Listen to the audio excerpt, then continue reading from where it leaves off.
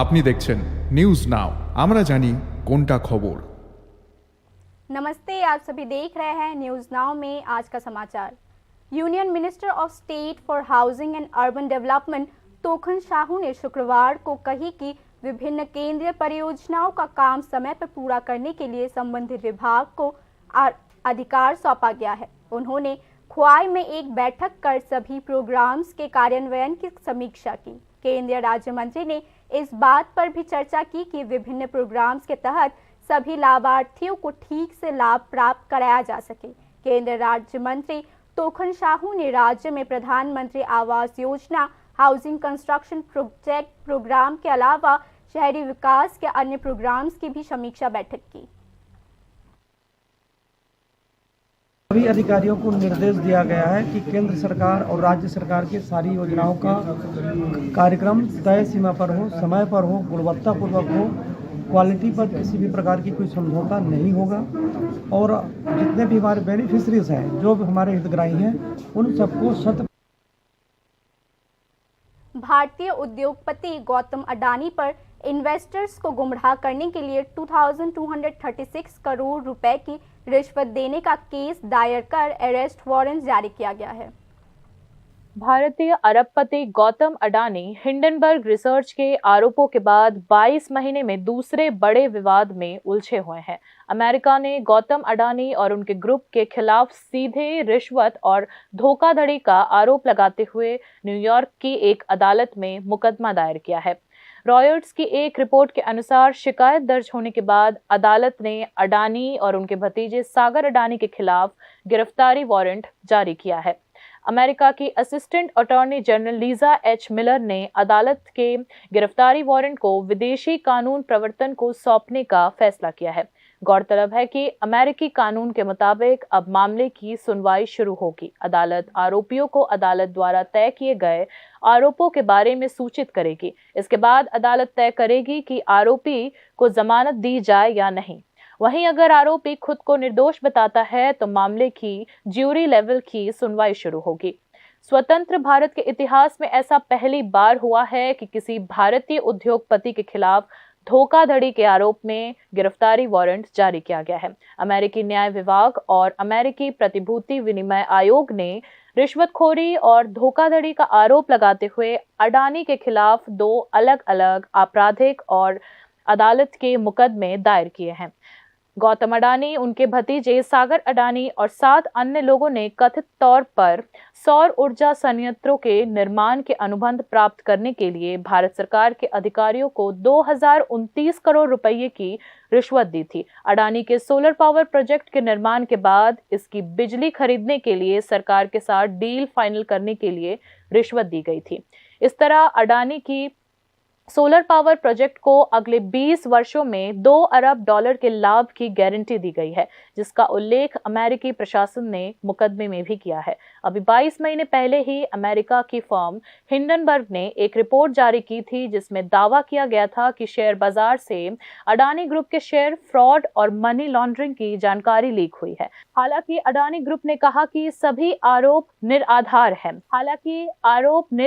है या नहीं, अडानी ग्रुप को अमेरिकी अदालत में इसे साबित करना होगा। गौतम अडानी और सागर अडानी के अलावा मामले के अन्य आरोपी विनीत एस जैन, रंजित गुप्ता और रुपेश अग्रवाल, जो अडानी सोलर पावर कंपनी के सीईओ है, अडानी ग्रुप ने अमेरिका में गलत सूचना फैलाकर 2020 और 2024 के बीच अमेरिकी शेयर बाजार से $2 बिलियन निकाले हैं। इस बीच अडानी के शेयर फर्जीवाड़े की खबर मिलते ही शेयर बाजार फिर से क्रैश हो गया है। इस खबर के फैलने के बाद अडानी ग्रुप की विभिन्न कंपनियों के शेयर की कीमत गिर गई और एक ही दिन में शेयर बाजार से $26 अरब गायब हो गए।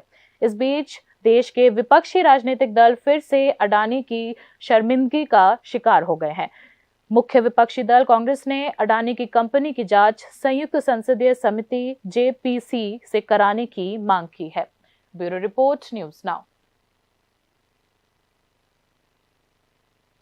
राज्य में सीएनजी पीएनजी गैस की कीमतों में वृद्धि के विरोध में राज्य एसयूसीआई ऑर्गेनाइजेशन एकजुट हो गए हैं। संगठन के नेताओं ने मूल्य वृद्धि के खिलाफ शुक्रवार को बौटतला इलाके में विरोध प्रदर्शन किया। জানেন গতকালই উঠেছে পত্রপত্রিকায় যে সিএনজি এবং পিএনজির দাম বাড়ানো হচ্ছে। গত বছরও এইভাবেই বাড়ানো হয়েছে। राजनीतिक लड़ाई में दो दल आमने सामने हैं। भाजपा के नेतृत्व वाला एनडीए और कांग्रेस के नेतृत्व वाला इंडिया ब्लॉक महाराष्ट्र और झारखंड में एक साथ लड़ाई लड़ रहे हैं। झारखंड और महाराष्ट्र विधानसभा चुनाव की मतगणना शनिवार को की जाएगी। यह भी शनिवार को पता चलेगा कि भाजपा के नेतृत्व वाला एनडीए या कांग्रेस के नेतृत्व वाला इंडिया ब्लॉक 2024 की नवीनतम राजनीतिक लहर जीत पाएगी या नहीं। हरियाणा और जम्मू कश्मीर के बाद महाराष्ट्र और झारखंड में एनडीए और इंडिया के बीच मुकाबला होगा। महाराष्ट्र में जहां एकनाथ शिंदे और अजीत पवार के साथ लोटस कैंप को सत्ता बरकरार रखने की उम्मीद है, वहीं दूसरी तरफ महाविकास अघाड़ी विरोधी गठबंधन का मानना है कि लोकसभा चुनाव की तरह विधानसभा चुनाव में भी भाजपा को हरा देंगे। कांग्रेस के नेतृत्व वाले महाविकास अघाड़ी ने 2024 के लोकसभा चुनावों में एनडीए की तुलना में लगभग दुगनी सीटें जीती थी। महाराष्ट्र में उसने 48 लोकसभा सीटों में से 31 पर जीत दर्ज की थी। इस बार विधानसभा चुनाव में आखिरी हाजिरी किसकी होगी,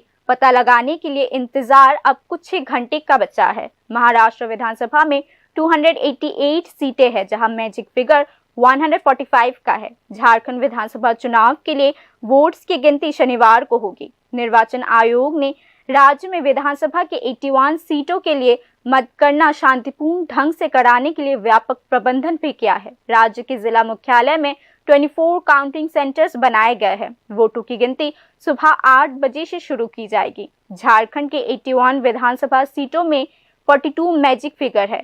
2019 के झारखंड विधानसभा चुनाव में जेएमएम के नेतृत्व वाले गठबंधन में 47 सीटें जीतकर बहुमत का आंकड़ा हासिल किया था। झारखंड मुक्ति मोर्चा ने 30, कांग्रेस ने 16 और आरजेडी ने 1 सीट जीती थी। इसी बीच इस चुनाव में लड़ाई मुख्य रूप से इंडिया ब्लॉक और एनडीए के बीच होगा। इंडिया ब्लॉक में झारखंड मुक्ति मोर्चा, कांग्रेस और आरजेडी सहित अन्य छोटे दल शामिल है, जबकि एनडीए में बीजेपी, एजेएसयू, जेडीयू और एलजेपी शामिल है। गौरतलब है कि 2000 में गठित झारखंड ने केवल 24 वर्षों में 13 मुख्यमंत्री देखे हैं, जो राज्य में राजनीतिक अस्थिरता का एक संकेत देता है। राज्य में 7 मुख्यमंत्रियों में से केवल भाजपा के रघुबार दास ने बिना किसी अड़चन के 5 साल का कार्यकाल पूरा किया है। झारखंड में राष्ट्रपति शासन की 3 अलग अलग घटनाएं भी हो चुकी है। Bureau report, News now. Udaipur जिला कांग्रेस ने बिजली दरों में बढ़ोतरी और रिचार्ज के नाम पर ठगने के खिलाफ उदयपुर डिविजनल इलेक्ट्रिसिटी डिपार्टमेंट के सामने धरना और विरोध प्रदर्शन किया। कांग्रेस ने राज्य सरकार से मांग की कि रिचार्ज कार्ड के नाम पर ठगी के शिकार उपभोक्ताओं को उचित मुआवजा दिया जाए। তো 1000 টাকার সেখানে কার্ড কিনে রিচার্জ করছেন, সমপরিমাণে সেখানে সেই টাকার অনুমানে সেখানে তাকে বিদ্যুৎ না দিয়ে দেখা যাচ্ছে সেখানে 100 টাকা সেখানে বিদ্যুৎ পাচ্ছেন আর 900 টাকাই সেখানে সার্ভিস করা হচ্ছে। এই সমস্ত ঘটনা নিয়ে সারা রাজ্যের যারা বিদ্যুৎ ভোক্তা রয়েছে তাদের মধ্যে একটা চরম আতঙ্ক এবং হতাশা এবং ক্ষোভ সেখানে তৈরি হচ্ছে। সেই কারণে আজকে উদয়পুর জেলা কংগ্রেসের তরফ থেকে আমরা এই মহকুমা বিদ্যুৎ দপ্তরের সামনে আমরা এসেছি। आगे की खबरें अंतराल के बाद। আপনি দেখছেন নিউজ নাও, আমরা জানি কোনটা খবর।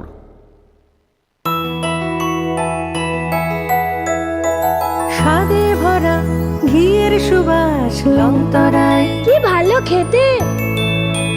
শুদ্ধ ঘিয়ের আবেশ ভরা লংতরায়, অপূর্ব সুগন্ধ। পুষ্টি ভরা ঘিয়ের খাবার, কাওয়া ঘি প্রিয় সবার লংতরায়। একেই বলে বিশুদ্ধ ঘি। বিশুদ্ধ ঘি নাম মনে রেখো লংতরায়। লংতরাই ঘি রোজ খাবারে তোমাকে চাই। Longtharai Longtharai Longtharai. Step into the realm of Assam Downtown University, where we encourage success, experience the pinnacle of academic excellence, and live your best days.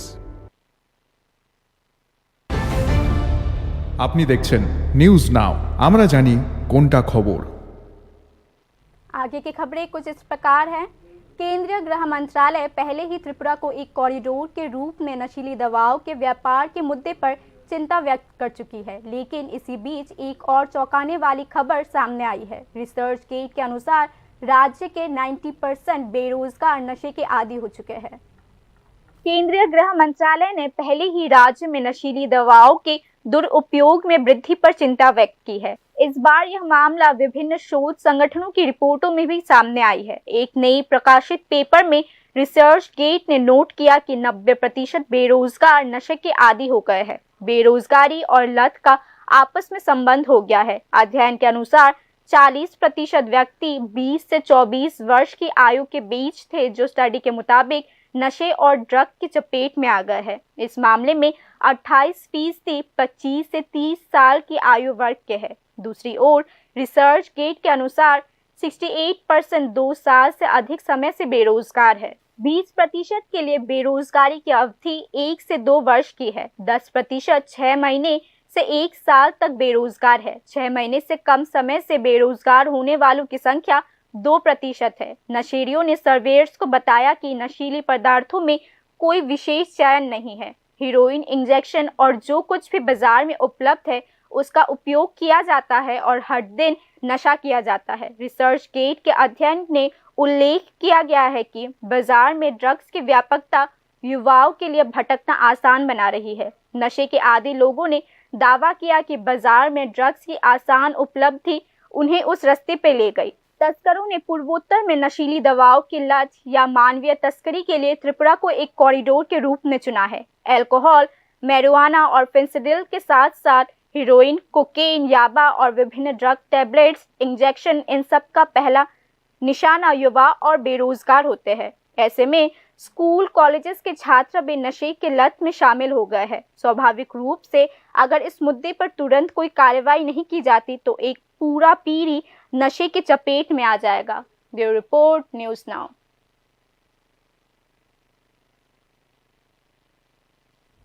कोयलाशहर के गोरनगर ब्लॉक अंतर्गत हीराराम एडीसी गांव के वार्ड नंबर 4 के उरांग कॉलोनी क्षेत्र में संपर्क का एकमात्र रोड मौत का जाल बन चुका है। लोगों ने आरोप लगाया कि उरांग कॉलोनी में एक चाय बागान मालिक ने 8 फीट चौड़ी रोड को नैरो कर 2 फीट कर दिया है, जिससे 200 लोगों को परेशानी का सामना करना पड़ रहा है। छोटे रोड के कारण दुर्घटनाएं हो रही है और एम्बुलेंस भी बीमार मरीजों को हॉस्पिटल नहीं पहुंचा पा रहा। এইখানের মাটিটা কাটিয়া যে রাস্তার মাটি কাটিয়া ছড়া ভর্তি করিয়া এইদিকে আমরা স্টুডেন্ট রাস্তা রয়েছিল এটা স্টুডেন্টটা কাটিয়া ফেলাইছে। এরপর আমরা এইদিকে কাঁচা রাস্তা বানাইয়া এখন আমরা যাওয়া আসা হয় না, করার লাগে খুব কষ্ট। আমরা যখন উপবিভাগ করছি এ সময় কইছে না তোমরা রাস্তা আমরা বানাইয়া দিমু। এটাও আমরা কইছি যে আমরা তুমি যে এরকম রাস্তাটা কাটিয়া দিছেন যে আমরা কারেন্ট খুঁটিও তো পড়িয়া যাইব, এটাও তো পড়ার সমস্যা হয়ে গেছে। এটাও কইছি, তখন কইছে আমরা যে কারেন্ট ডিপার্টমেন্টে আমি 10,000 টাকা আমি অ্যাডভান্স দিয়া দিছি, এটা কয়দিন পরে বৃষ্টি ছাড়লে ইয়া তারা ঠিক করিয়া দিব। एक तरफ प्रदेश की स्वास्थ्य सेवाओं में लापरवाही का आरोप लग रहा है, वहीं दूसरी तरफ कर्तव्य और मानवता का एग्जाम्पल सेट किया जा रहा है। इस मामले में नर्स प्रांजिता चाकमा ने एक पेशेंट की जान रक्तदान करके बचाई।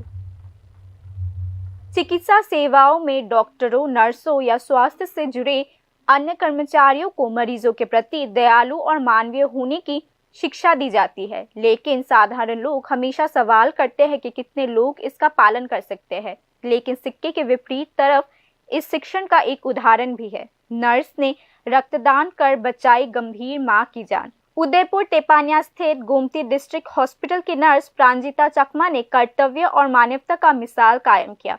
अंजलि चौधरी नाम के गर्भवती महिला को बाइखोरा प्राइमरी हॉस्पिटल से गोमती डिस्ट्रिक्ट हॉस्पिटल रेफर किया गया था, क्योंकि एक्सेसिव ब्लीडिंग के कारण उनकी हेमोग्लोबिन स्तर 2 के करीब पहुंच गया था। मरीज का ब्लड ग्रुप O पॉजिटिव है। नर्स प्रांजिता चकमा हॉस्पिटल में घुसते ही पेशेंट का चेहरा देखकर रक्तदान करने के लिए दौड़ पड़ी और रक्तदान करके उनकी जान बचाई। नर्स प्रंजिता चकमा ने न्यूज नाउ से एक्सक्लूसिव चर्चा में अपनी प्रतिक्रिया व्यक्त की। নমস্কার, স্বাগত আপনাকে নিউজ নাও এর পর্দায়। নমস্কার। আপনার একটি উদ্যোগ সত্যি প্রশংসনীয়। আপনি একজন সন্তান সম্ভবাকে রক্ত দিয়ে প্রাণ বাঁচিয়েছেন। এই ব্যাপারটা নিয়ে আপনার প্রতিক্রিয়াটা জানতে চাই। আমার প্রতিক্রিয়া বলতে অ্যাকচুয়ালি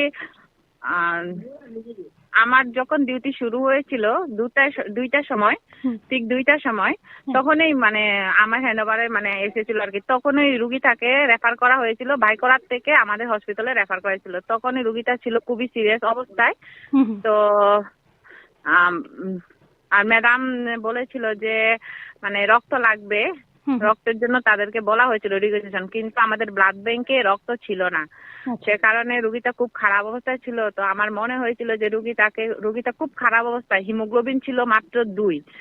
তো তখন আমার মনে হয়েছিল যে না, রুগী খুব খারাপ অবস্থা, এনি টাইম কোনো কিছু হতে পারে, মানে রুগীটা আরো সিরিয়াস খারাপ হয়ে যেতে পারে। সে কারণে মনে হয়েছিল যে আমি আমার রক্ত দিয়েই রুগীটাকে রুগীর প্রাণ বাঁচানোর মনে হয়েছিল আর কি।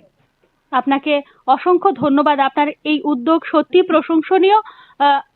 আগামী দিনে সবার জন্য আপনার কি মেসেজ থাকবে, কি বার্তা আপনি দিতে চান আপনার এই উদ্যোগকে কেন্দ্র করে? আমি আগামী দিনের জন্য সবাইকে বলতে চাই যে রক্তদান জীবনদান, মানে সবাইকে বলতে চাই যে সবাই যাতে মানে রক্তদান করে, যাতে অনেক পেশেন্ট আছে, অনেক মানে গ্রাম অঞ্চল থেকে অনেক রুগী যায়, যে রুগীগুলি তাদের কোনো পরিচিত থাকে না, ওইখানে গিয়ে হঠাৎ করে ব্লাড ব্যাংকে রক্ত থাকে না, রক্ত না থাকলে তাদের খুব মানে অসুবিধা হয়ে যায় আর কি তাদের রক্ত ব্যবস্থা করতে। তো সে কারণে আমি সবাইকে বলতে চাই, এই দেশের সবার প্রতি আমার একটা অনুরোধ, মানে যাতে সব দেশ, আমাদের যে দেশের যে সব লোকগুলি আছে, মানে সবাই যাতে রক্তদান করে, আর রক্তদান করে ওই মানে যখন সিরিয়াস রুগী আসবে ওদেরকে বাঁচানোর জন্য আর কি। একদম, অসংখ্য ধন্যবাদ। नर्स प्रंजिता चकमा बताती है कि मानवता की चमकदार मिसाल कायम करने के लिए केवल स्वस्थ दिमाग ही जरूरी होता है। आशा है कि अपना कर्तव्य निभाकर मानवीय होने का यह उदाहरण दूसरों को प्रोत्साहित करने के लिए काफी होगा, प्रंजिता चकमा ने कहा। Bureau report, News Now. हाल ही में राज्य में हुए ओलावृष्टि से जहां राज्य की कृषि और सब्जियों के खेत प्रभावित हुए हैं, वहीं कुछ परिवारों के घर भी नष्ट हो चुके हैं। चोरीलाम ब्लॉक के अंतर्गत रंगामाला गांव के शांताराम पारा में एक जनजाति परिवार के 3 घर ओलावृष्टि के कारण पूरी तरीके से नष्ट हो गए और उन्हें अभी तक सरकारी सहायता नहीं मिली है। प्रभावित परिवारों ने आरोप लगाया कि विलेज कमेटी इलेक्शन आने पर राज्य के पार्टीज वादे करते हैं और चुनाव के बाद वह सभी वादे भूल जाते हैं। কোনো সুযোগ সুবিধা পাইছেন না? পাইছে না। কয়টা ঘর নষ্ট হয়েছে দিদি শিলাবৃষ্টিতে? আমাদের মোট 3টা ঘর নষ্ট হয়েছে। এই জায়গাটার নাম কিটা? রংমালা সাতারামপাড়া। बाकी न्यूज अपडेट्स के लिए देखते रहिए न्यूज नाउ। शुभ रात्रि।